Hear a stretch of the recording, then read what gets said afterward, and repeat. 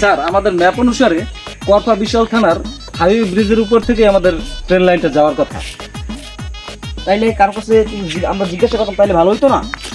আচ্ছা ঠিক আছে স্যার, জিজ্ঞেস করছি। ভাই দাঁড়ান।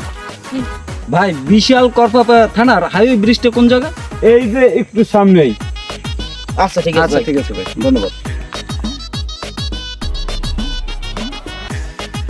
মনে হইতেছে তো এইটাই ব্রিজ নাকি? হ্যাঁ হ্যাঁ স্যার, এইটাই আমাদের ব্রিজ।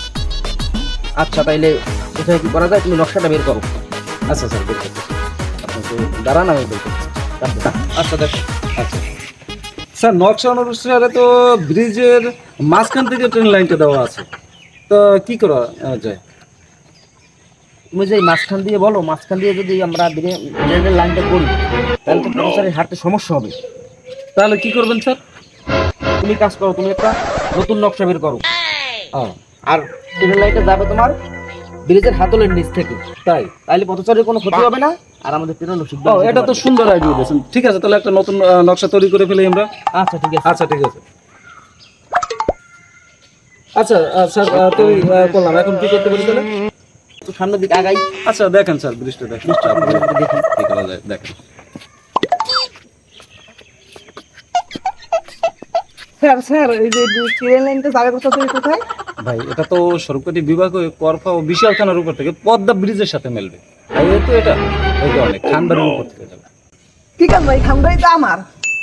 আপনার? হ্যাঁ।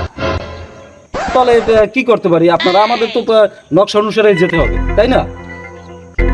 হ্যাঁ, আমরা নকশার বাইরে কিন্তু যেতে পারবো না। আচ্ছা আচ্ছা স্যার, দেখতেছি কি করা যায়। আপনি সুস্থ থাকেন, বসেন, আমি দেখতেছি। আচ্ছা আচ্ছা। হ্যাঁ বসেন স্যার, বসেন।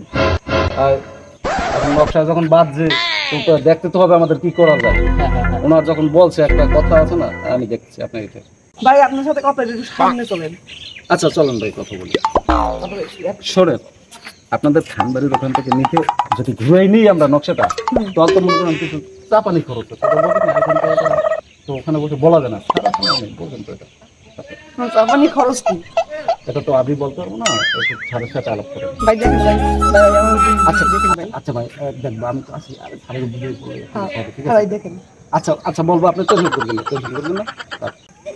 আচ্ছা ভাই, তাহলে আমি ইঞ্জিনিয়ারের সাথে একটু কথা বলে হ্যাঁ ভাই। দেখি, ঠিক আছে? ভাই কথা হবে, কথা হবে। আচ্ছা আচ্ছা, আপনি বসেন, আমি দেখি আপনার কাছে আসুন, বুঝলেন না?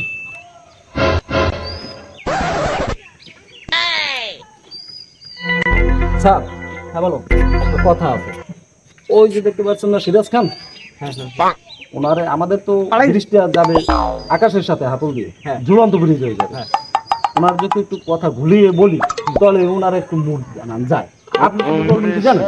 এটা সম্ভব না, সম্ভব না। ঠিক আছে? আচ্ছা ঠিক আছে। ও যে কিন্তু লোকটা দেখা যাচ্ছে, ঠিক আছে? হ্যাঁ আচ্ছা স্যার, আমি তাহলে বলি। হ্যাঁ স্যার, ওই যে আমি কথা বলি। হ্যাঁ ঠিক আছে, এটা কিন্তু সম্ভব হবে না, এটা কিন্তু সম্ভব না। আরে স্যার, স্যার কথা বলবেন না। হ্যাঁ ভাই, আর আপনি কি করবেন এখন? এখন কি করা যায়? ভাই এই আপনার যা লাগে ভাই, এই আপনার আবদার। আচ্ছা আচ্ছা ঠিক আছে, ঠিক আছে, হবে হবে হবে হবে, সবকিছুই ঠিক হবে। আচ্ছা ভাই যা লাগে আমি সব দেখবো ভাই, যা লাগে। আচ্ছা ভাই, আপনি টেনশন করবেন না, আপনি কোনো টেনশন করবেন না, আপনি শান্ত থাকেন, আমরা দেখতে। তাহলে ভাই আমি একটু স্যারের সাথে কথা বলি, ডাক দিই স্যার। স্যার এদিকে একটু আসুন তো, উনি কি বলতে চাই বলুন তো। আমরা জ্বালা আলোচনা করো, এটা তো কখনো সম্ভব নয়, এটা তো করা যাবে না। ভাই স্যার উনি তো গরিব মানুষ, একটু দেখেন না।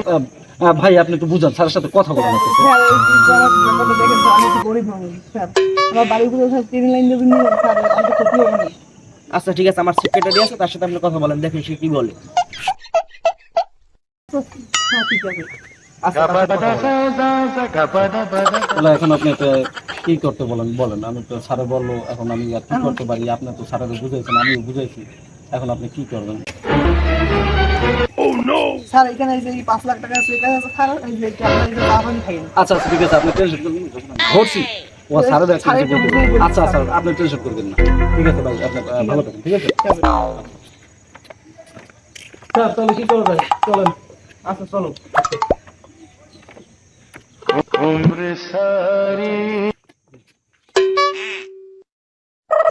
কি রে সিরাজ, কেমন আছো?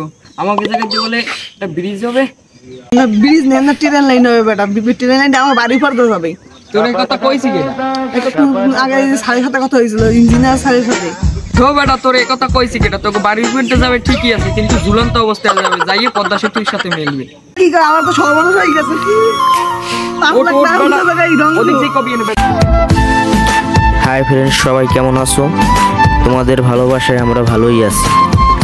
এই ভিডিও থেকে তোমরা কি বুঝলে?